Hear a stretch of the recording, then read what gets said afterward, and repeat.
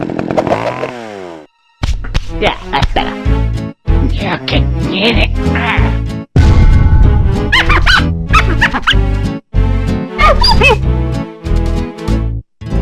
Marvelous. Yo, what's good? Welcome back to the channel, y'all. And look, OP10 is finally released today, and with the release of OP10, we actually have the Sim Week 1 results with the included ban list. Ooh. And newsflash, there's no Gecko Moria decks here.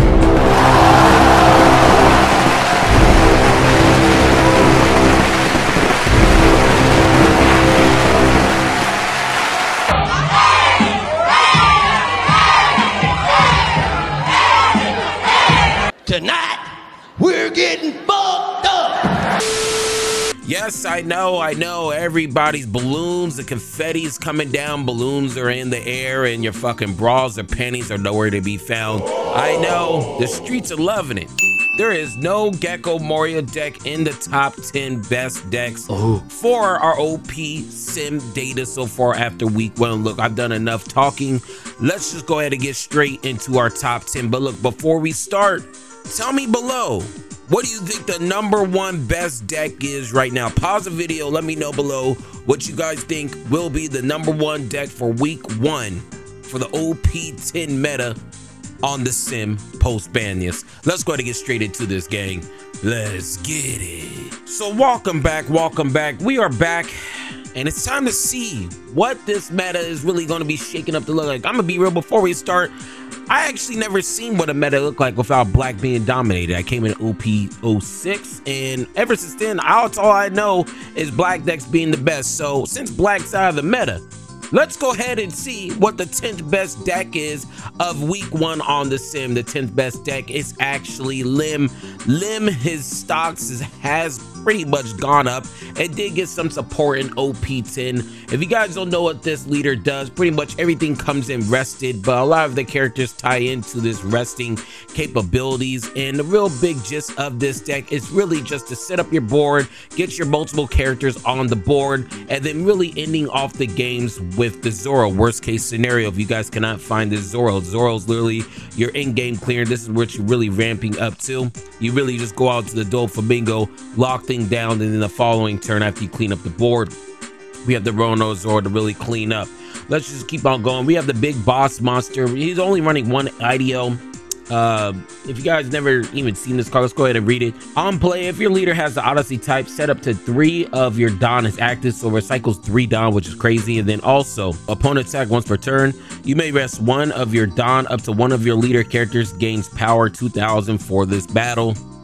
So also gives 1 of your leaders or characters an extra 2000. It doesn't matter which character it is, just literally a blanket 2000 power by just resting 1 of your Dons. That's pretty much really shite in my personal opinion. This is literally just a 2k counter effect on your opponent's turn, and it does have a 9000 power as well. So another new card. Let's see if there's any new cards from OP10. Do we have anything else? This is a brand new card from OP10. Let's go ahead and read it. Once per turn, if this character were to be removed from the board by 1 of your opponent's effects, you may instead rest 1 of your Odyssey characters. So this card is just some type of blanket protection. So if a character would be removed from an effect like a black deck or something like that, you could just remove this character and boom, the card that was trying to get removed is no longer can be removed. You don't have to try it again. So this is just some blanket protection in games off by going through the blockers. This is also a brand new card. Let's go ahead and read it. If you have 2 or more rested Odyssey type characters, up to 1 of your opponent's rested Don will not become active during your opponent's refresh phase. I'm gonna be real with you, this just slows down the opponent here. Like I said, OP10 really did bless this Odyssey deck, so that's the reason why there's so many newer cards. Let's go ahead and read this one. Draco Mihawk on play, if you have 2 or more rested characters, set up to 1 of your cost 5 or lower rested Odyssey type characters as active. And that's the whole gist of this deck.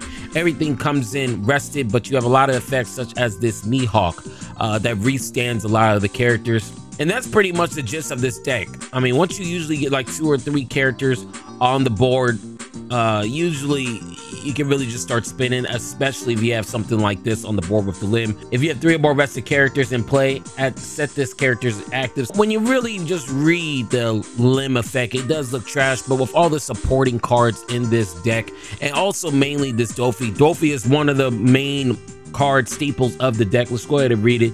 End of the turn, if you have 2 or more rested characters in play, set this as active, and it's a blocker, 6,000 power. Very shice. Same thing with this ace right here. If you have 2 or more rested characters play, rest up to one of your opponent's 5 cost characters or low. So we have a lot of synergy with the resting capabilities. It did come up 10th on our sim ranking. Very shice in my personal opinion. And before we head off to our 9th best deck, let's go ahead and read Limb Stack for being the 10th ranked deck. I want to say 10th best deck, 10th ranked deck after week 1.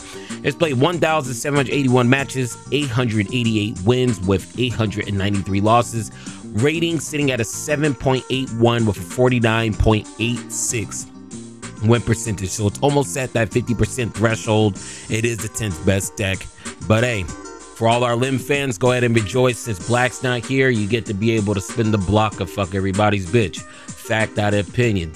Let's go ahead and get straight to our 9th best deck of the week, gang. So for our 9th best deck for our week 1 post-ban list sim results has to be RP Ploofy, RP Luffy, RP Ploofy, whatever the hell you guys want to talk about or even call this. So let's go ahead and read its stats real quick. This deck has played 2,002 matches, sitting at 989 wins with 1,013 losses, so a losing win rate with the rating of 8.03, 49.40% win rate. But this is your 9th best deck for our OP10 meta based off the sim results for our week 1 results. That's pretty much just what it is. Let's just go over all of the cards here real quick, just so you can see you know, exactly what every single card is. When we actually just take a hard look at this deck is pretty much solved and figured out. The only thing I really see that may be new from this particular deck is this card, is this Sanji just being able to have an unblockable on a straw hat character. Very shice. Mainly you probably might go into this, you know, bring this out and then this gets unblockable, something like that. But RP Luffy doing the same exact thing. The biggest thing about this deck is the ramp and try to really spin the block and get this Edward Newgate out. This Edward Newgate is your bread and butter. Once you guys end up getting this card out, your leader becomes an 8K leader, and this is the main staple of this deck. We're running some crazy protection with the Sanji, the Kid, and also the Queen. We also have some good ramping potential into this card right here. This is another way to really truly just end the game on your die done turn. Also with this Shanks is a really good utility for this particular deck, just because it's a rush, it's a 10 drop, you might use all your Dawn, but you also have that 12,000 attacking power with the Foxy effect. So very shice. The biggest thing about this deck is just getting to your bigger bodies, ending off the games, like I said, with the Sanji or the Luffy, and also resting all the blockers. But besides that, this deck is pretty much figured out. There's really nothing else we really need to talk about. I'm just surprised it's actually the 9th, you know, most popular deck in this particular week in the meta, to be honest with you guys. So that's what we have for RP Luffy. So let's go ahead and get straight to our 8th best deck of week 1 for our OP10 Boss Banlist gang. Let's get it. So for our 8th best deck for our week 1 OP10 weekly power rankings post Banlist has to be Yellow Kid. If you guys haven't seen a trend here, ever since Black has gotten nerfed, with the removal of Gecko Moria, nobody's playing Black. There's really no Black Gecko Moria decks in here anymore. And since Black has pretty much fell off a cliff, everything that lost to Black literally got a power boost up. So Eustace Kid coming in 8th. I'm actually not really surprised. If Black's not here, Yellow really does thrive. Fact, not an opinion. Yellow Kid has played 1,389 matches, 722 wins, 667 losses, sitting at an 8.07 rating with a 51.98 win percentage. So this does have a positive win rate, which is actually insane. This is actually the only yellow deck on this list as well. Enel's not even on this list as well. If this is your first time even seeing this leader, let's go ahead and read it. You may turn the top card of your life card face up, set up to one of your 3 to 8 cost characters with the supernova type actives. That character gains blocker until the end of your opponent's next turn. So pretty much this is a supernova yellow deck. Okay, any supernova gets blocker. So this gets a blocker, this gets a blocker, this gets a blocker. If it is a supernova, it gets a blocker. That's pretty much just how this deck works. It's just walls up, walls up, walls up. Let's go over every single one of these cards while I share my opinion. My opinion on this deck is that, quite honestly, I feel like this might be the premier yellow deck. Enel's pretty much has a really hard matchup now that Rhaego's gone. Vegapunk, I really don't see anything going on with Vegapunk. Same thing with Calgara until we get the boost. This might be the premier yellow deck.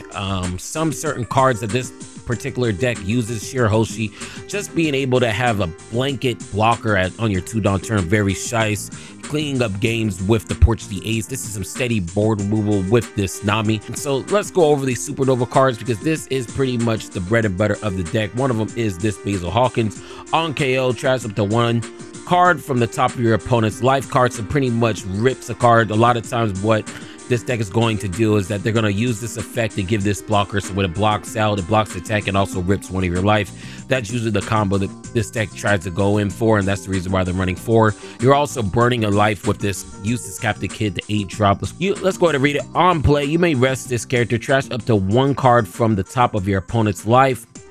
And then end of your turn, if your opponent has 2 or less life cards, draw 1 card and discard 1 card. So if your opponent is really low on life, you just get to recycle your hand every single turn. And on play, you get to rip some life.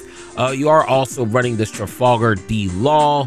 The Backshot King himself is now on the screen. This pretty much replenishes some life as well while giving yourself a big body. And a lot of times when this ends up getting on board, this is the prime person you're really going to give that blocker effect to. This X trick is really just used for the Blackbeard matchup. You may rest this character if the number of your life cards is less than an equal of the number of your opponent's life card.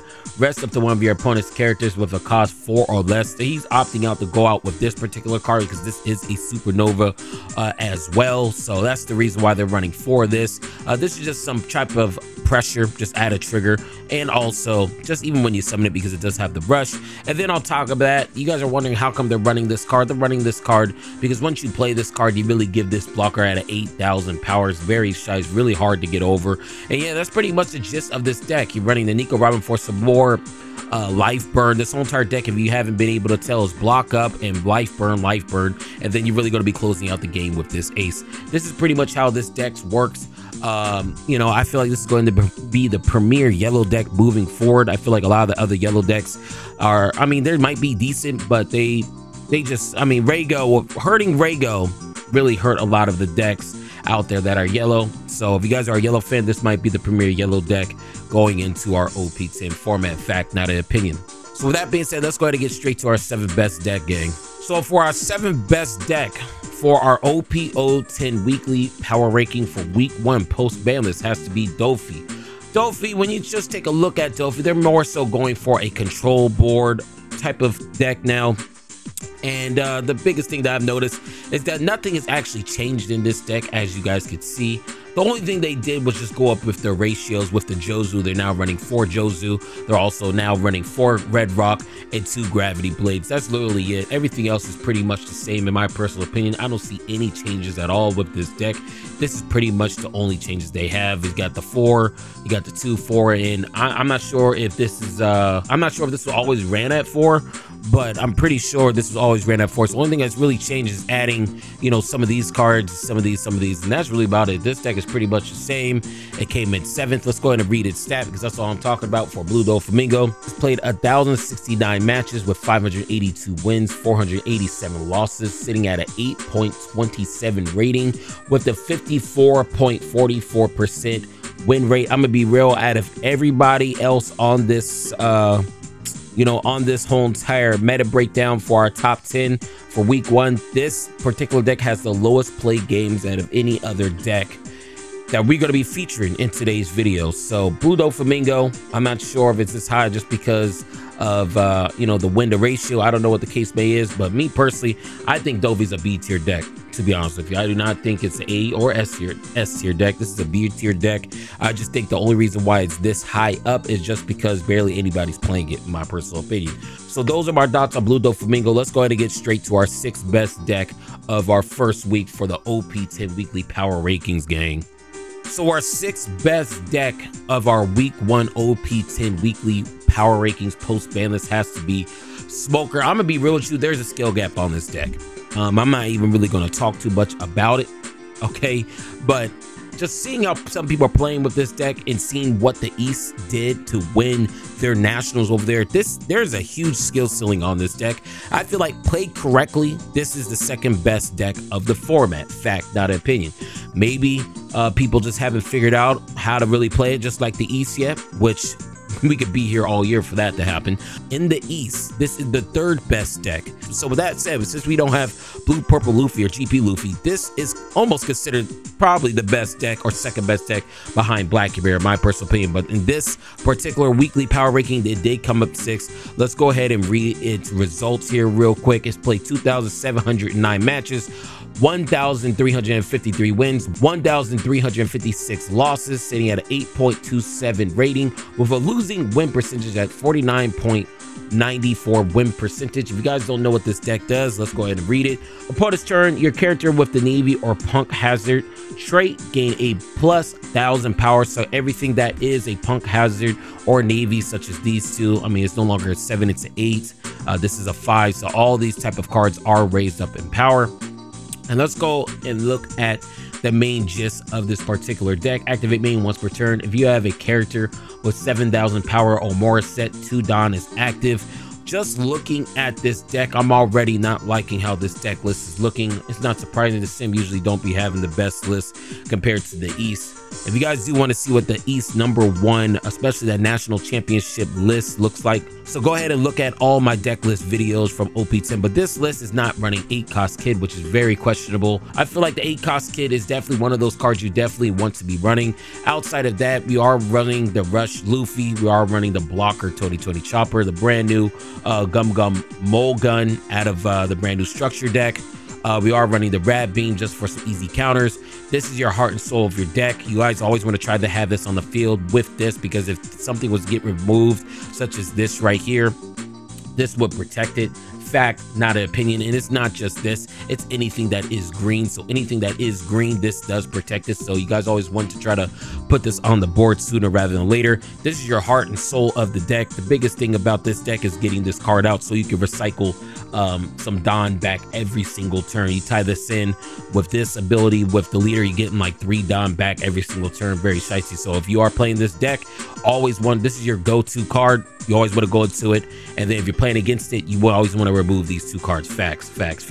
Next card we got right here is the Carrot. This is some good for some board lockdown. I always told people Carrot was always one of those cards that you should be running. Fact, not an opinion. And now people are some higher level thinkers. Now they're going with what I said fucking months ago. This is ending off games with the Hody Jones. You guys know what Hody Jones does. We are running whoever wins this war becomes justice. We have the Sanji. For every 3 rested Don on your field, this character gains a plus 1,000 powers. So very shice, and it's also a 2K as well. That's the reason why he's running 2. I feel like this is the flex spot. There's another card that a lot of decks are running, or mainly red, is this card. On your turn, you get a plus 3,000. If it gets removed, you get a draw. Very shice. You have the Ben Beckman to be able to remove those burgishes, those pesky burgishes whenever need be. And besides that, this is pretty much the deck, gang. My personal opinion, this is a top 2 deck. It's just there's a huge skill ceiling on this particular deck. If we're looking at the full threshold of the deck's power, this is the 2nd best deck in my personal opinion. I feel like Blackbeard is still #1. With that being said, this is RG Smoker. Week 1 came in 6th. Let's go ahead and get straight to our 5th best deck of our week 1 for OP10 weekly power rankings on the Sim gang. So our 5th best deck for our OP10 weekly power rankings has to be Pluffy. Have you guys not been able to see that ever since Black has gone missing, all these decks that lose to black are actually showing up. I mean, we talked about Kid, Dofi's still here, Lim, Smoker, now Ploofy's number 5. I never seen a meta. I'm gonna be real, I have never seen a meta without black. So look, this is a good change, to be honest with you. But Ploofy's doing Ploofy thing. Let's go ahead and look and see if he's using anything shice, in my personal opinion. But before we do, let's look at the matches played. Ploofy has played 2,566 matches. It's won 1,310. It's lost 1,256, sitting at an 8.44 rating with a 51.05 win percentage. So a positive win percentage. Look, this deck just gets better because black's not here. This is probably going to be in the top 10 for the rest of the format. But I'm going to be real with y'all, for all our Ploofy players. Y'all are on a time bomb for this deck. May, GP Luffy comes out. So I'm not sure if we should really invest in this deck, quite honestly, just because when GP Luffy comes out, why would you even play anything else except for this for a purple deck, in my personal opinion? But just going over all these cards like what I just did, the only thing that's shicey and new from this particular deck is this Magellan. He's actually going out for the Magellan. The main reason why is to really slow down all of the decks that bring out bigger characters, mainly Shanks. I feel like this is a counter to Shanks and quite possibly a counter to Marshall D. Teach to slow down their productivity when it comes to getting out their big boss monsters on the board.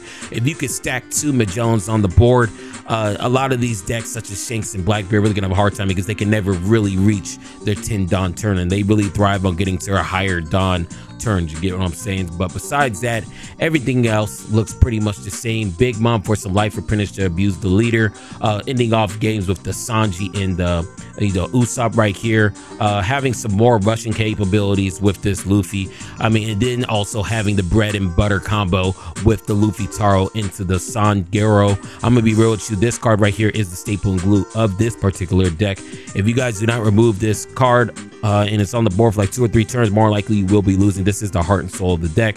Ran at 4, just having this combo of Luffy Taro and the Sangaro, very shite in my personal opinion. So with all that being said, this is the 5th best deck for our week 1 OP10 weekly power rankings on the sim.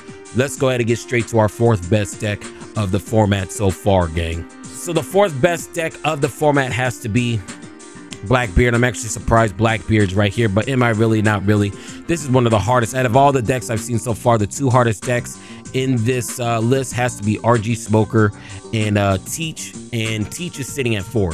Main reason why Teach is at 4 because aggro's fucking everywhere, and this deck literally loses the aggro. This almost kind of reminds me as of like a blue purple Luffy, an OP11 type of, you know, situation right here.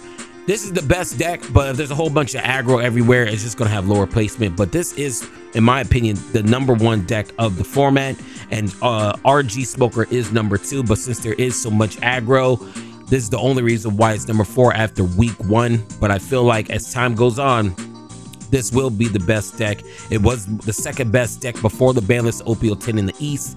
Dofi's not here, so since Dofi's not here, this is possibly more likely the best deck of our format until EBO2 comes out. Fact, not an opinion. But just looking at all these cards, if you guys don't know what Blackbeard does already, it's pretty much a walking floodgate. If you guys do come from Yu-Gi-Oh, this leader is pretty much skill drain. This is pretty much literally a skill drain on legs. It only got 2 main cards it's using from OP10. Let's go over them real quick. So let's go ahead and read this card. This is a 6-drop main. If you have 2 or more characters less than your opponent, KO up to one of your opponent's characters with original cost of 6 or less, and 1 with original of 4 or less. So this removes 2 bodies from board. Very crazy for the board removal, but it is a 6. This is kind of like Black's version or Blackbeard's version of like a Gravity Blade or Rygo.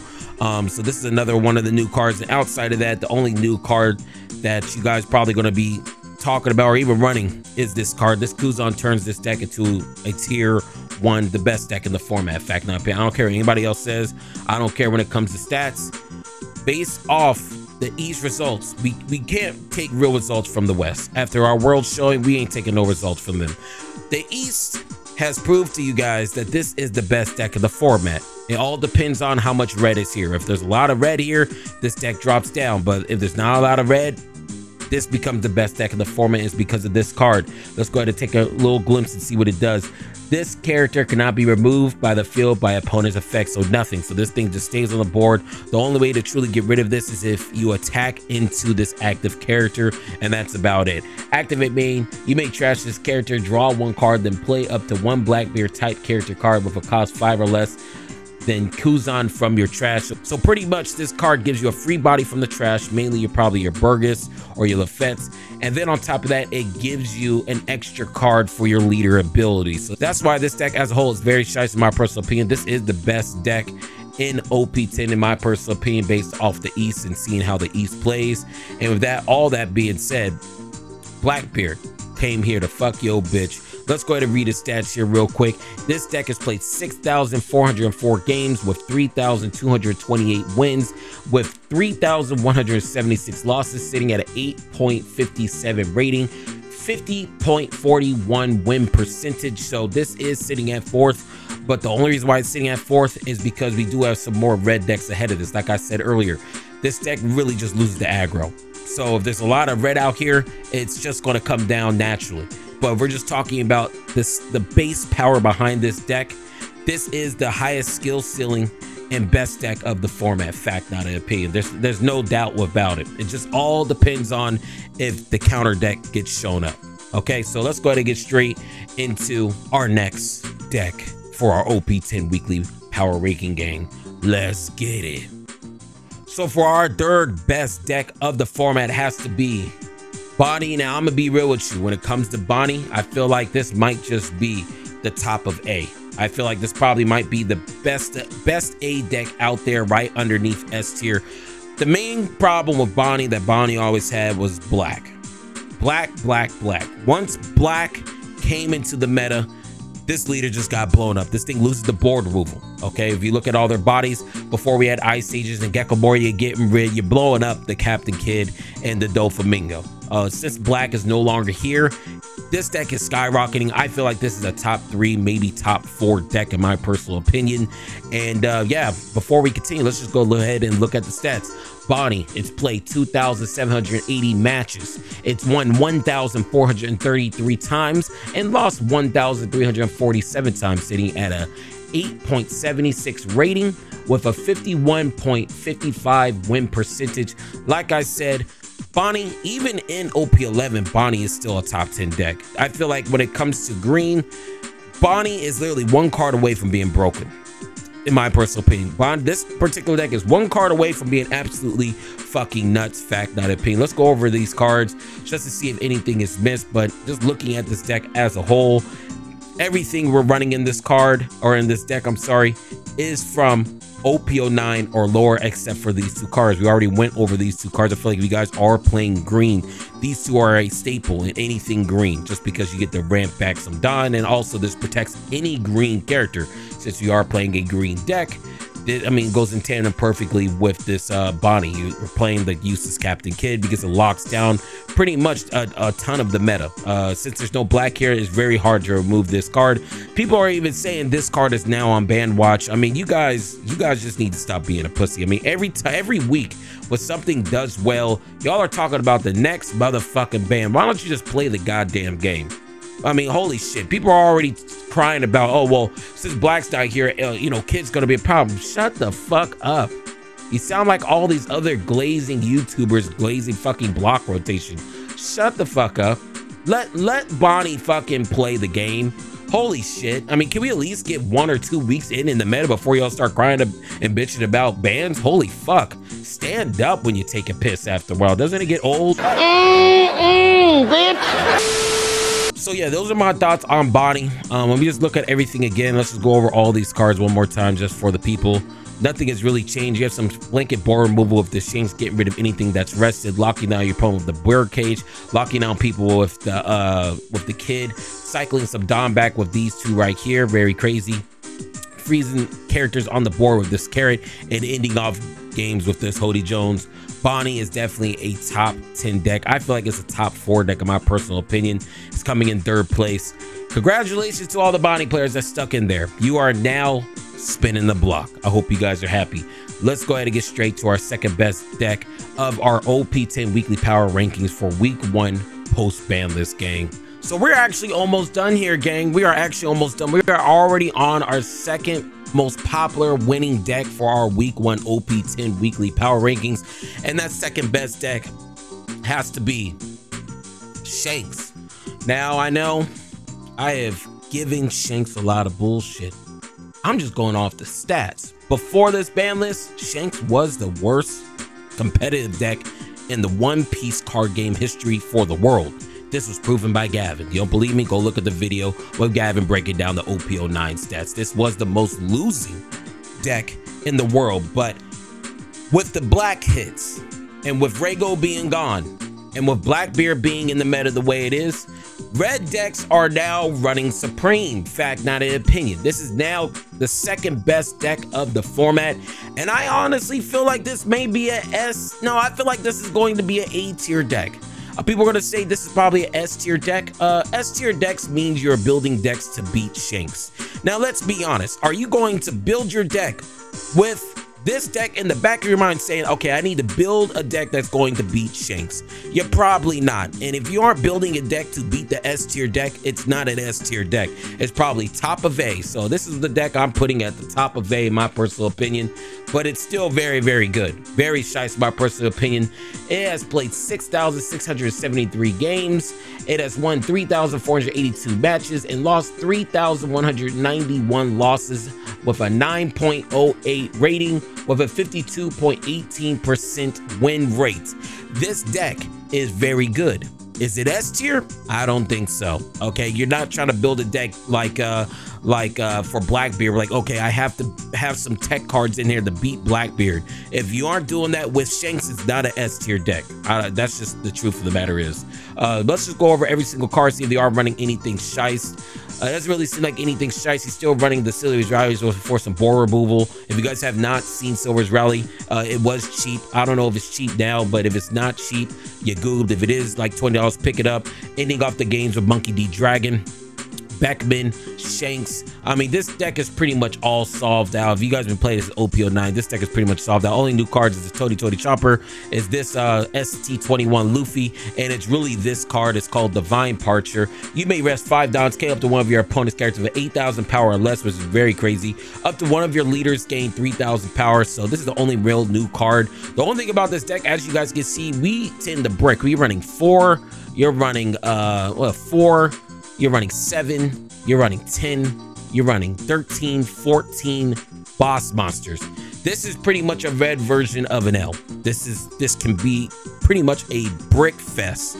Fact, not opinion. I mean, the whole gist of this deck is get the late game and you just keep on dropping body after body after body. This is literally an L in a red form, and it's an A deck. I don't think this is an S tier deck. No, sir. You will never see anybody trying to build to try to beat this deck, which means it's not an S tier deck compared to Blackbeard. People are actually teching shit in for the Blackbeard matchup. That is an S tier deck. This is probably the best A tier deck. I feel like Bonnie may be second. Oh, you know, it's the second best A tier deck, but I feel like this is the best A tier deck. And yeah, that's just how the cookie crumbles. Shanks, second best deck of the format so far when it comes to the sim results. And yeah, let's go ahead and get to the #1 deck of the OP10 weekly power rankings post ban list, gang. So it is time with Black being hit. What do you possibly think the #1 deck of the week is for the OP10 weekly power rankings? What do you guys think it is? Okay, hopefully you're right. The #1 deck for the first week for OP10 weekly power rankings has to be Zoro. I know, this is crazy. Is Zoro S tier deck? Fuck no, it's not. Hell no, it's not. The only reason why it's up here is because of Blackbeard's dominance. Like I said, I feel like the 2 best deck played correctly is Smoker and Blackbeard, and it's also shown that in OP11. OP11, the 3rd and 4th deck is Blackbeard and RG Smoker. But for right now, since there's so many games played from Blackbeard, like I said, just keep this in the back of your head. Blackbeard had the 2nd most games played. The only one that had more games is Shanks. Okay, so if Blackbeard has the 2nd most games played, it makes sense why Zoro is #1. So let's go ahead and read the stats. Our OP10 Zoro has played 3,333 matches with 1,847 wins with 1,486 losses, sitting at a 9.62 rating, highest win rate out of anyone else with a 55.42% win rate. This is the #1 deck of the week.